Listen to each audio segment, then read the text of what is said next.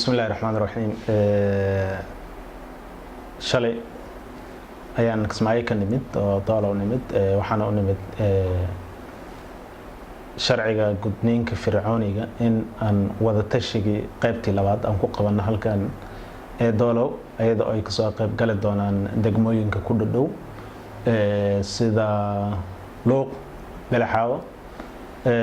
iyo doolow saddexdaas degmo ayaa loo qaban doonaa insha Allah kulankani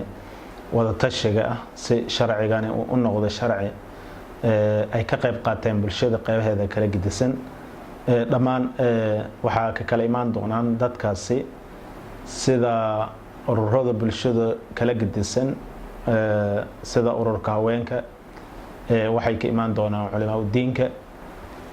waxa ka imaan doonaan dhaqanka waxay ka imaan doonaan dhalinyarada iyo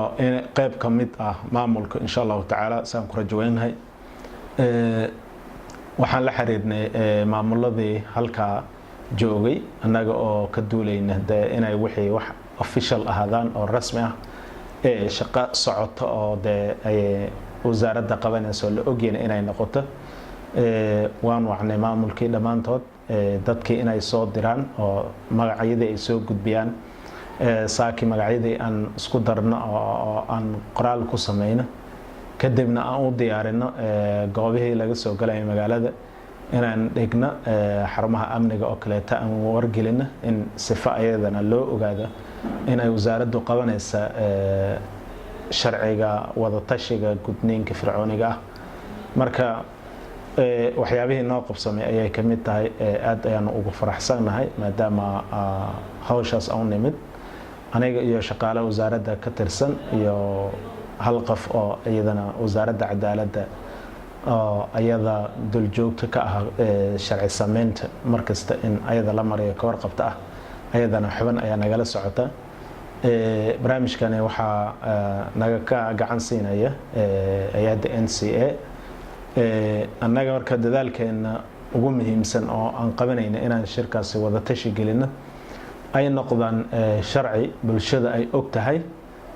si rasmi ana loogu furi doono insha Allah berita ayna ka soo qayb gali doonaan bulshada inteeda kala gidisan marka maanta inta badan waxaan ku jiri doonaa qaban qaabadii hawshaas oo halkan hadda meel fiican oo marayso saaki madaxdii NCA xafiiskooda ayaan ku booqanay oo barnaamijkii iyo wada tashi sidii loo sameyn lahaa waxa kale oo aan is aragnay khaasatan gudoomiye ku-xigeenka degmada doolow oo isna aan sii wada fariisan doono sifadii hawshaas